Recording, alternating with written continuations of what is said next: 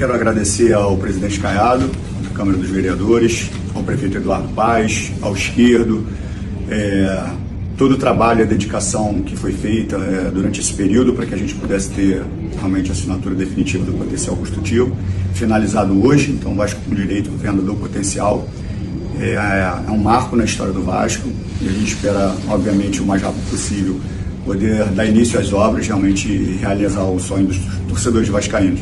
Então, meu agradecimento em especial ao prefeito Eduardo Paes e todos os membros que participaram desse projeto, tá? Saudações vascaínas. Primeiramente, desculpa, Pedrinho. Por que, Thiagão? Porque nesse momento eu vou ser deselegante com ele. Você lembra que um tempo atrás, naquele momento de pressão, dificuldade financeira, contratações, resultados, eu pontuei aqui, olha, não é fácil. A situação do Vasco, ela é muito complicada e muita gente tratando, dando chilique e a isso e aquilo, como a situação do Vasco mas fosse tranquilinha de resolver. Você olhou bem para o rosto desse cidadão? Como o Pedrinho está envelhecendo, está perdendo shape, nem os venenos estão adiantando mais. Porque o que parece, está vivendo o Vasco.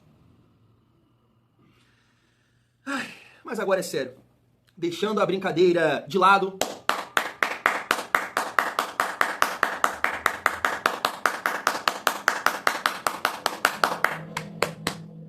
Parabéns a todos os envolvidos, parabéns ao presidente Pedrinho. Por que isso? Eu lembro também que um tempo atrás, nesses debates que a gente tem aqui no canal, eu pontuei com vocês, né? Me fala aí uma gestão que foi importante nesses aspectos. Estrutura, reforços, títulos, parte financeira, nos últimos anos. E aí teve um amigo que comentou assim comigo, mas você tá falando merda. Respeitosamente ele falou isso. E ele disse, porque essas gestões, né, Eurico, 2015 ali, né, até 17, e Roberto, ganharam títulos, né? O Roberto da Copa do Brasil e o Eurico, 2 cariocas. Campelo e Salgado, não, só merda. E aí ele falou isso, pelo menos essas gestões entregaram alguma coisa para o Vasco. O Vasco, sim, tem a possibilidade de conquistar um título, né, nacional esse ano, que é a Copa do Brasil.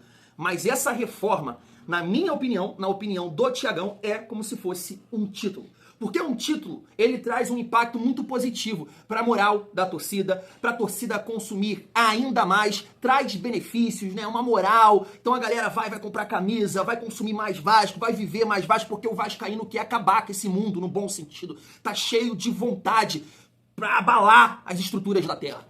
Só que uma reforma, um novo estádio, também traz esses benefícios, né? Financeiramente falando, vai ter um impacto muito positivo no Vasco. Então, parabéns, Pedrinho. Parabéns. É isso. Que seja, né, um período aí que a gente entende que vai passar por algumas dificuldades, né, pela reforma, de não jogar em casa, mas que a gente consiga passar bem e que seja uma nova era aí pro nosso Vascão que a gente merece, né? Sempre pontuei isso aqui. Com um pouquinho de respeito, com um pouco de carinho, o Vasco vai caminhar. Vai errar, vai acertar, mas ele é Vasco. Ele é Vasco, isso eu tenho certeza. Posso não acreditar no grupo, que ajudou a vender o Vasco, mas o Pedrinho é vascaíno e eu acho que ele vem mostrando isso aí durante esse processo, família vascaína. Mas vamos seguir aqui a nossa resenha, porque tem muita coisa, né, pra gente falar. Já vamos focar aqui no jogo de domingo, trazendo aqui um corte do Osvaldo, atacante do Vitória. Vai tratar esse jogo aí contra o nosso Vascão como um confronto direto, é uma decisão na visão dele. Eu tava acompanhando também um corte aqui do Lucas Pedrosa no programa de hoje, falando do Piton, Pumita, Verrete, que o Diniz não vai, né, segurar o Verrete por entender que é uma missão de vida dele recuperar o Verrete. E aí eu tenho um ponto aqui para debater com vocês, até mesmo sobre o Pumita, perdão. Porque hoje, se eu levantar aqui uma enquete no canal, eu tenho certeza absoluta, Piton voltando e o Pumita performando dessa forma, quem continua no time titular? Vota aí. Tenho certeza que vai dar Pumita. Mas eu acho isso uma incoerência em relação ao Verrete. Vamos debater sobre isso. E mais um aqui, ó, mais um jornalista lá de São Paulo, revoltado da vida com a possibilidade aí, né? Claro que eu acho que isso tá distante, mas de fato pode acontecer, eu acho sim uma possibilidade, até porque, né, o Juca Kfouri, que eu vou trazer aqui, ele fala, né, sobre isso, que ela tentou mudar o estatuto lá do Palmeiras para continuar, ter mais um mandato, não conseguiu, ela quer continuar no meio do futebol, a família dela é vascaína, tem essa proximidade aí com o Pedrinho, né, tá rivalizando aí com o Flamengo, então são muitas coisas, né, que pro futuro isso, né, pode acontecer, mas sempre com o pé no chão, porque eu acho que SAF ou, né, associativo, o que vale é a gestão, e a gente só vai saber, né, no dia a dia, né, família? O vascaíno passou por essa situação aí com a 777, eu entendo, tem que ter muito pé no chão, não é isso? Então vamos trocar uma ideia nessa sexta-feira, no momento que eu estou gravando esse vídeo, 3h27 da tarde, boa tarde, chega aí, vem com o Tiagão, mas se não for inscrito aqui no canal Vasco em Família, se inscreve, deixa o like, ativa o sininho para não perder os próximos vídeos, comenta e hypa o nosso vídeo para fortalecer o trabalho do Tiagão. Vamos seguir a nossa resenha. Família, queria aqui mais uma vez destacar o Nuno Moreira, porque assim, eu não sabia disso. Na verdade, eu nem tinha me ligado nisso. Mas você sabia que o Nuno Moreira jogou todas as partidas do Campeonato Brasileiro? Jogadores de linha que disputaram todos os jogos do Brasileirão. Nuno Moreira, 26 de 26. Que é isso? Eu vi, assim, alguns levantando a possibilidade de ter poupado, né, o Nuno Moreira nesse jogo contra o Palmeiras, até pela característica, né, do jogo, de ter um ponto ali com mais força para recompor e segurar ele para o jogo, né, contra o Vitória, por entender que é uma partida já de uma dificuldade, né, de um nível complicado, que é jogar com o Palmeiras lá, e aí você preserva seus principais jogadores para focar e vencer o Vitória. Mas assim, família, é mais um ponto aqui pra gente destacar essa contratação, né? Porque é um cara que joga, né? Graças a Deus não tem lesões, mesmo, né, jogando parte da temporada lá na Europa, chegando aqui, viajando pra lá, pra cá, calendário, jogando pra caramba. O Nuno tá sempre em campo e assim, muito bom de bola, né? É muito diferente, tem muito recurso, tem muita qualidade e sem sombra de dúvidas é um dos jogadores que passam essa confiança para o torcedor vascaíno que esse ano dá pra sonhar com a Copa do Brasil. É ou não é? Um outro ponto que eu queria destacar aqui com vocês, eu tava vendo essa postagem aqui do R10 Score, que o Cruzeiro, né, nas últimas 10 partidas só teve uma derrota fora de casa. Uma derrota fora de casa. Foram 1, 2, 3, 4, 5 vitórias e 4 empates. Uma derrota. Para quem? Para quem? Vasco. É isso. E assim, eu fico chateado com o Fernando Diniz, cara. Eu sei que eu falo muito sobre isso aqui, mas me incomoda bastante ele nesse jogo contra o Palmeiras não replicar o que foi utilizado aqui, né, contra o Cruzeiro, mesmo jogando em casa. A gente viu que o Diniz mudou o estilo, mudou o perfil, segurou um pouco mais, né, o time foi um time mais guerreiro, mais viril, né, dividindo. E assim, você pode até comentar, poxa, Thiago, ele não tinha as peças. Sim, família, ele não tinha o Cuesta, ele não tinha, né, o Barros. Como ele vai replicar isso contra o Palmeiras? Difícil, concordo com você, mas na minha opinião, diante do Palmeiras, ele teria que trazer jogadores que pudessem se aproximar, né, desse estilo. Em relação ao Cuesta, fica muito difícil, né? O Lucas Oliveira, ele não tem comparação. Mas no lugar do Barros, cara, o que mais se aproxima? Seria o Paulinho. Mas, infelizmente, o que houve, né? O que aconteceu com o Paulinho? Matheus Carvalho. Matheus Carvalho era a peça. E no comando de ataque, já que você perdeu 2 jogadores, entendeu? Cara, você tem que tentar movimentar lá na frente para trazer essa força física.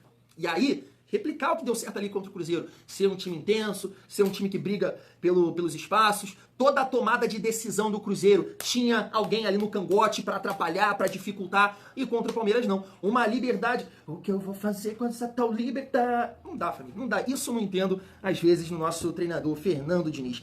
Mas é isso. Vamos seguir aqui a nossa resenha. Antes de partir aqui pra gente falar desse jogo, trazendo esse comentário do Lucas Pedrosa e também do Osvaldo, atacante do Vitória. Eterno Osvaldo, hein? Caramba, o Osvaldo tá jogando pra caramba aí, hein?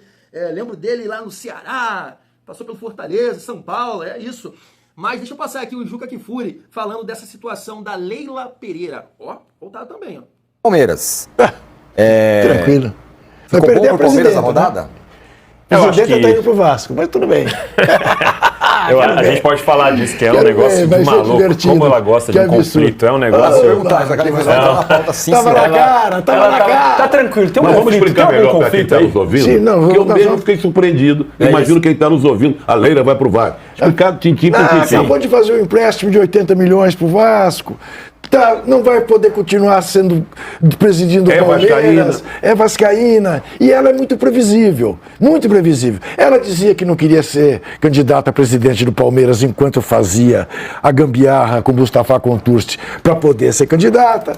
Acabou sendo candidata. Se elegeu, tentou mudar o estatuto para ter um terceiro mandato. Não conseguiu e magoou. No que magoou, como quer mostrar a gente palmeirense que ela salvou o Palmeiras, o que não é verdade. Quem salvou o Palmeiras tem nome e sobrenome: Paulo Nobre. Este é o nome e sobrenome de quem salvou o Palmeiras. O mecenas, que emprestou dinheiro a juros irrisórios. Pai pra filho. De pai para filho. Ela quer provar que sem ela o Palmeiras volta para a Série B, como ela já disse em entrevista, eu não estou inventando nada, ela disse. Agora ela prepara o desembarque no Palmeiras e o embarque no Vasco, com a Crefisa. E ela poderá dizer, não tem conflito nenhum de interesse, a Crefisa não patrocina mais o Palmeiras, mas ela empresta o avião para o Vasco sem custo, o avião dela, ela faz o que ela bem entender, mas ela faz. E já faz um empréstimo de 80 milhões para o Vasco, com uma cláusula que isto abaterá de uma futura compra que ela possa vir a fazer para montar uma SAF no Vasco da Gama, entrando no lugar da 777. Significa dizer em bom português, ela não será presidenta do Vasco, ela será dona do Vasco. Não vai ter mais problemas com o estatuto de reeleição ou de não reeleição. Ela nega e continuará a negar até virar a dona do Vasco. Tá aí. Família, como eu disse, né? Isso é pro futuro, né? A Leila é presidente do Palmeiras, eu acho que o mandato dela acaba lá em dezembro de 2027. Mas assim, é muita gente falando, quando você vê que realmente tem essa proximidade do Pedrinho, né? Teve essa conversa aí no início do ano, tem o papo também do nome de São Januário também aí, né? O name rights, não sei falar isso direito. Então é muita coisa, tem um empréstimo. E assim, eu acho que um outro detalhe também é essa questão das torcidas também, né? Essa proximidade que tem a torcida do Palmeiras com a do Vasco. Então são vários fatores que levam a gente a entender que não é tão absurdo não, essa história toda. Pode acontecer, como não pode, né? Então é isso. Agora, em relação, assim, ela comandar o Vasco, ser dona, a empresa, a Crefisa, né, comandar o Vasco, família, a gente entende que existe, né, uma experiência de gestão no futebol, porque ela tá aí, né, vai completar acho que 6 anos, né, à frente do Palmeiras, e da mesma forma, entre erros e acertos, eu acho que o Palmeiras vem evoluindo. Esse ano mesmo, né, foi um time que fez altos investimentos. Ela foi muito cobrada aí num período, porque não estava contratando, não sei o quê, e esse ano é Vitor Roque, foi uma galera aí, o Kelvin lateral direito, né, investiu pesado e mudou. Só que ela também tem ali, né, algumas situações com a torcida. A galera, assim, não é muito fã dela lá não, pelo que eu vejo. Não sei se é um problema com a organizada. É o que eu vejo, assim, quando eu vejo algumas lives. Eu não sei ao certo, de fato. Entendo que, assim, é mais gratidão do que qualquer outra coisa, porque realmente, né, foi uma presidente que colocou ali o Palmeiras, né, conquistando, bem organizado, né, manteve ali o que o Paulo Nobre e o próprio Gagliotti, né, construíram durante esse período aí no Palmeiras. Então, assim, me parece que em comparação a isso, a experiência, gestão, é totalmente diferente de uma empresa que não tinha, né, currículo nenhum, né, não tinha história nenhuma no futebol, que era o caso da 777, né? Pelo menos nisso é um ponto positivo e eu entendo, família vascaína. Agora, a promessa disso, de investimento daquilo, aí é outra parada, porque a gente sabe que futebol não é assim. Seguindo a nossa resenha, deixa eu trazer esse comentário aqui do Lucas Pedrosa e também do Oswaldo pra gente resenhar e finalizar aqui o nosso vídeo. Olha só. Que com essas 2 sessões de treinamentos aí, ele consiga ser relacionado pelo menos para essa partida. Por quê? O Vasco ele tem que ter o entendimento de que vão ter os 10 dias até o jogo contra o Fortaleza, contra a data FIFA. Então, forçar talvez não seja a melhor escolha, mas como ele está respondendo bem, ele pode ser relacionado para essa partida. O Lucas Piton também voltou a treinar com o grupo, isso é uma ótima notícia. O Barros Puma tá bem ali, né? Tá bem, mas eu acho que no momento não faz sentido, por meritocracia, você tirar o Puma. Sim. Mas ter o Lucas Piton à disposição, Claro. pra mim é ótimo. Pra mim é uma notícia. Primeira bananinha que ele fizer, ele já vira titular de novo. E assim, não pode ser coincidência uma fase tão grande do Verratti Justamente quando o Piton tá fora, né? É verdade. É o arco e o flecha. Aí te brou o Verratti. Mais de 15. O Piton cruzando, o Verratti cabeceando. Certamente. Mas eu acho que é isso, cara. A volta do Barros, pra mim, é a melhor notícia possível, porque ele vai dar essa sustentação no meio-campo. E aí tem que entender se ele vai realmente colocar o Carlos Cuesta. Pra mim, o time ideal nesse momento seria o Léo Jardim, o Paulo Henrique, o Cuesta, o Robert Renan, o Mita, Hugo Moura, Barros e Hugo Moura, no caso, Barros de primeiro, Hugo Moura de segundo volante. Um pouco mais à frente, Nuno, Tietê e Ryan, Nuno, Verratti e Ryan, e o Coutinho. Agora... Você deixaria o Verratti? Então, aí é o que eu vou falar aqui agora.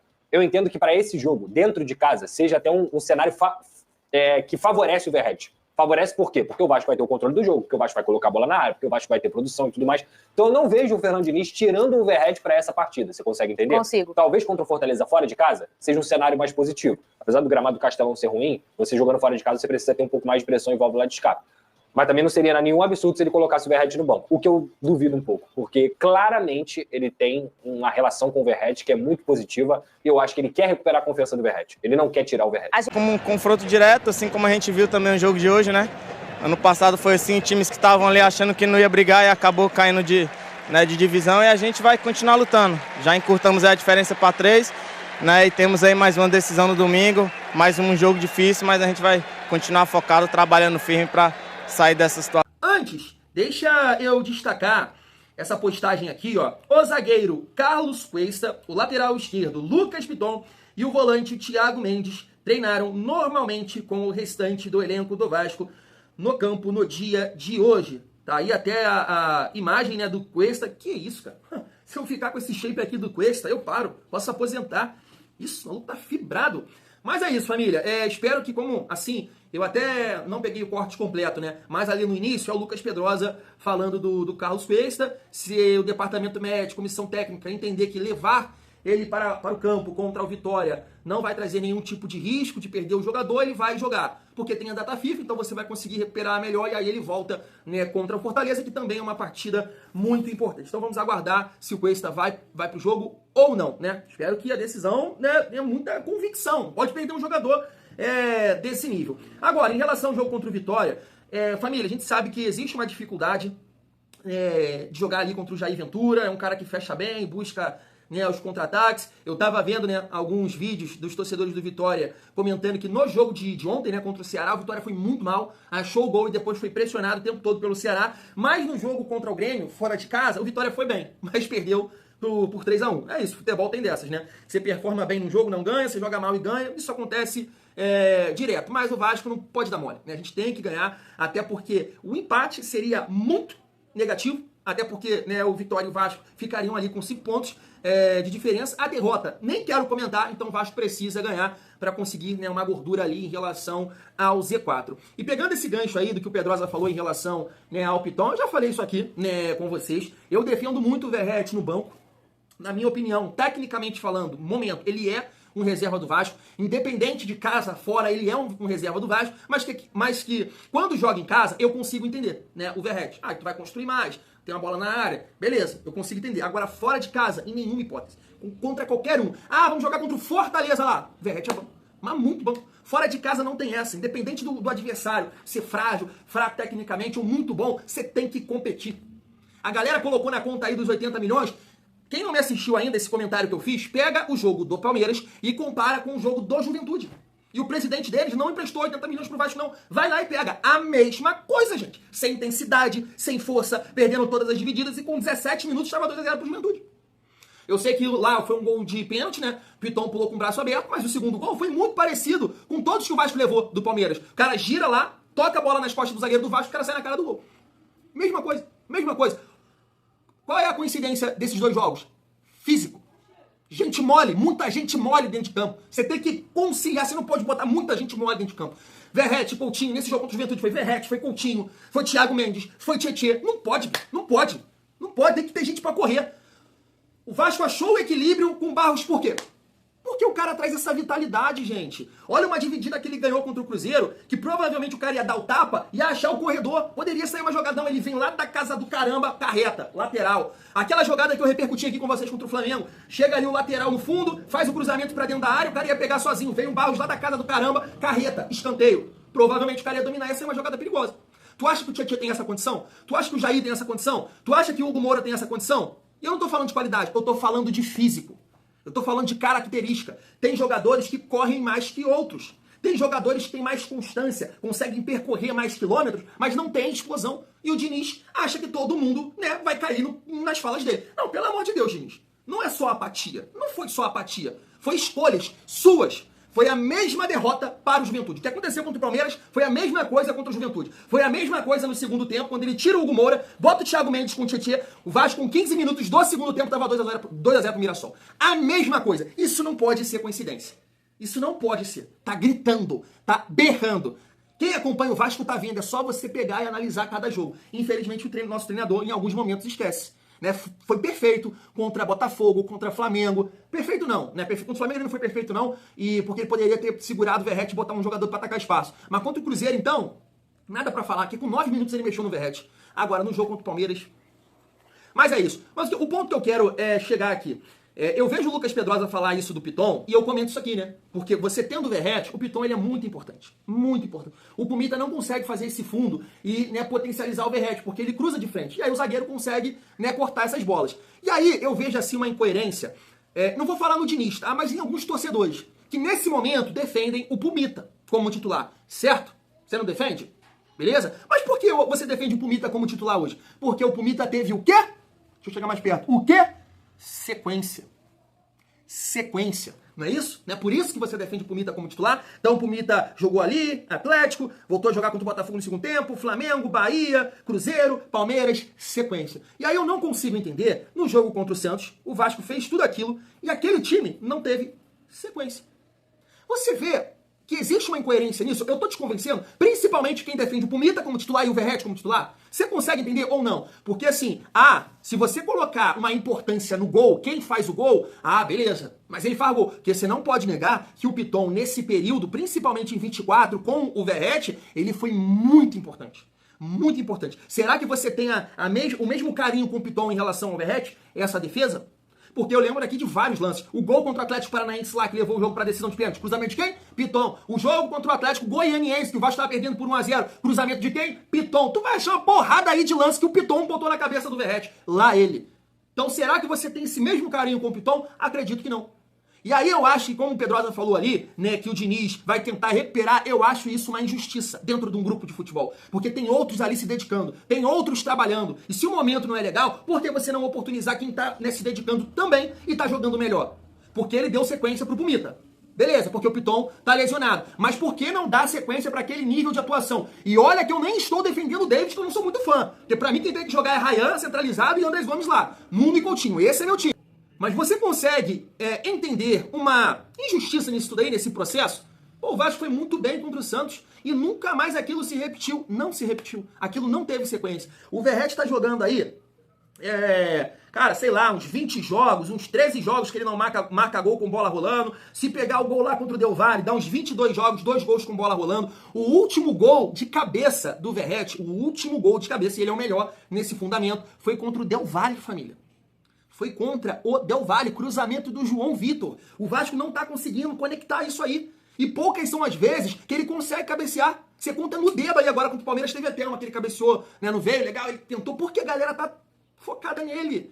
Sabe que é isso aí. Se tirar isso dele, ele pouco produz. E aí um time que performou contra o Santos não teve sequência? De 3, 4 jogos, a ideia, movimentação, mobilidade, isso precisa ser sequência. Assim como o Pumita teve, e hoje você defende.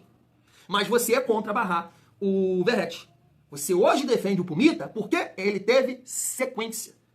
Então, é o que a gente pede em relação ao Verratti. Pra mim, existe uma injustiça muito grande nesse processo todo aí, principalmente com o seu Diniz. Porque tem gente trabalhando lá, tem gente se dedicando lá. Mas ele já fez, já aconteceu pelo Vasco. Oxe, quem tá falando ao contrário disso? O respeito continua, mas existe um momento. Gente, o Pedro estava barrado ontem lá no Flamengo. O Pedro estava barrado. Olha a qualidade do Pedro. Ele estava barrado ontem contra o Cruzeiro. E o Verratti... Fui.